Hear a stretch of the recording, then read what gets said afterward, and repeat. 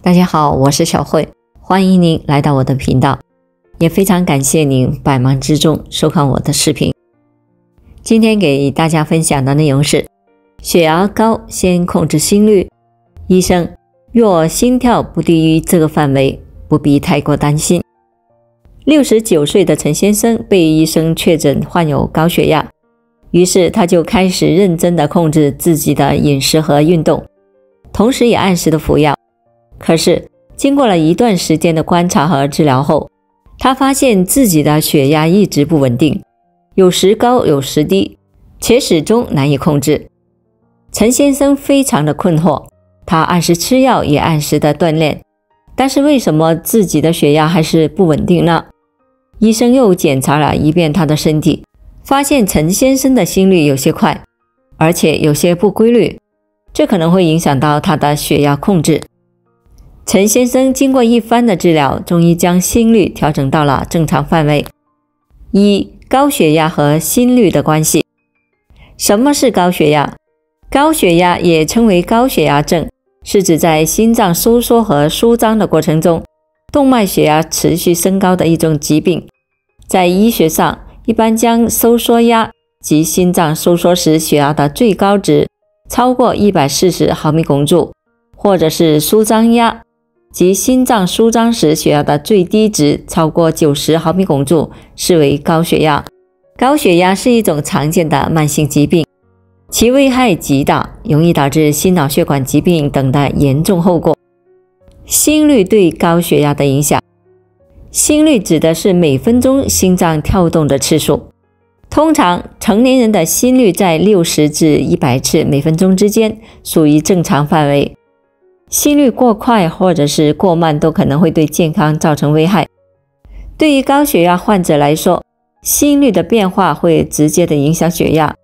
当心率升高时，每分钟心脏跳动的次数增多，每次跳动所产生的血压也会增加，这就使得心脏需要更多的能量来推动血液，容易加重心脏的负担，增加心血管疾病风险。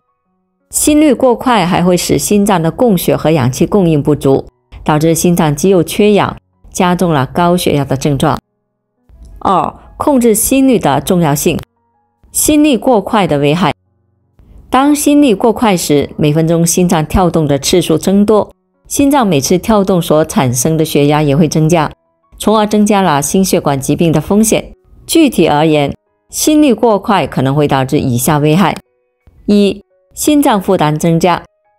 心率过快会使得心脏需要更多的能量来推动血液，增加心脏的负担，长期下去可能就会导致心脏的肌肉变得松弛，甚至心脏扩大。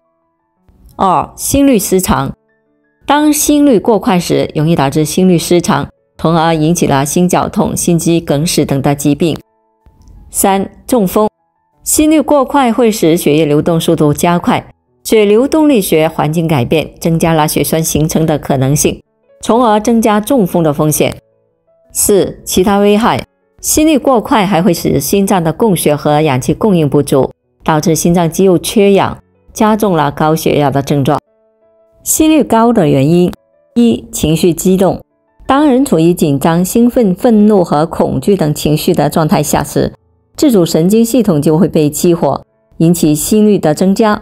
这是因为情绪激动而引起交感神经的兴奋，促使心率加快，以增加身体的应对能力。二、体力活动。运动或者是其他的体力活动会增加心脏的负荷，从而导致心率增加。这是因为运动时身体需要更多的氧气和营养物质来供应肌肉和其他组织，因此心脏需要更加努力的工作来保证血液的运输和供应。这种情况下，心率的增加是一种正常的生理反应。三、药物或饮料。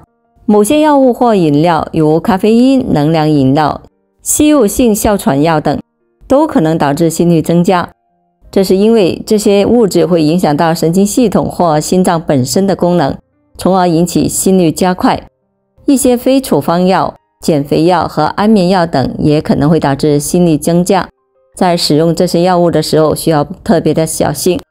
四、生理状况。例如贫血、甲状腺功能亢进等的生理状况，都可能会导致心率增加。这是因为这些疾病会影响到心脏的正常功能，从而导致心律异常。某些疾病如心肌病、心脏瓣膜病等也可能会引起心率增加。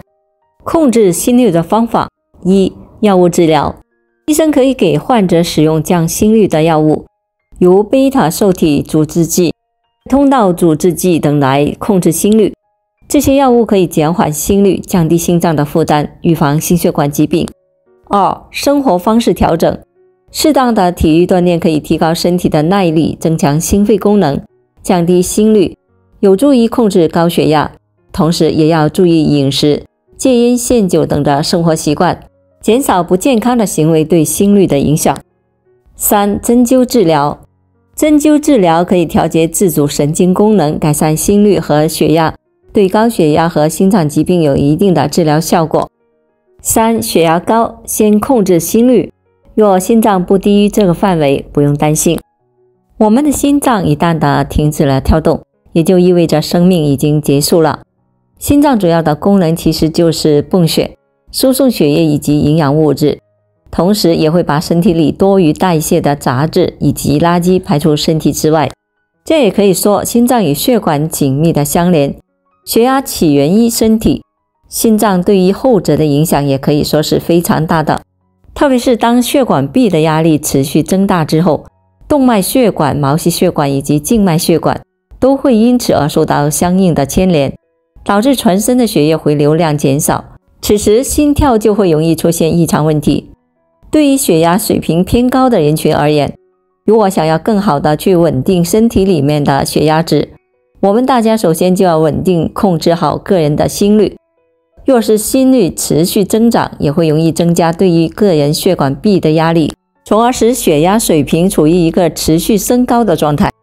高血压患者如果想要更好的去稳定心率，大家首要做的那就是控制好自己的情绪，如此一来才可以很好的避免身体里面的肾上腺激素过度分泌。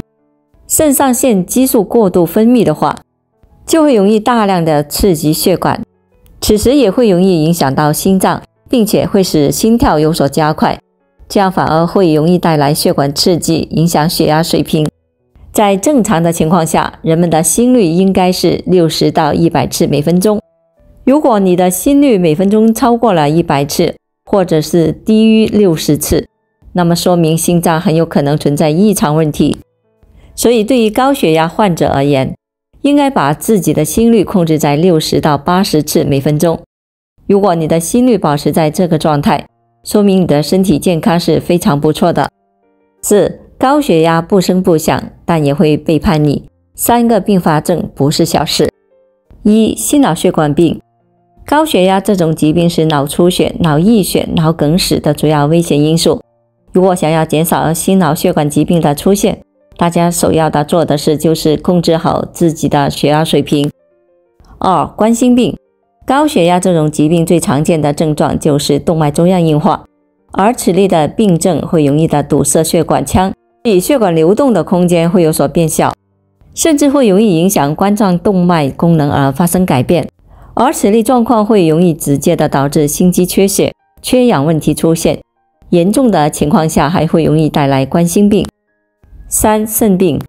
高血压性肾损害也可以说是高血压患者经常会出现的一种问题，正如发展比较缓慢的小动脉性肾硬化，还会出现恶性小动脉性肾硬化以及慢性肾功能衰竭等方面的肾脏疾病。5. 平稳血压，稳定心率，3件小事就能帮到你。1. 稳定心情。在临床方面，稳定控制血压以及减少高血压并发症的出现，最怕患者出现大起大落的情绪。如果情绪总是不平稳，那么大脑神经细胞以及心理都会容易受到高压反应，此时就会使新陈代谢激素水平以及营养激素作用于血管壁上，这就会不利于稳定血压和心率。所以如果想要更好的平稳血压、稳定心率，在日常的生活里就要稳定好自己的情绪，最好是保持在乐观的状态当中。2. 健康饮食。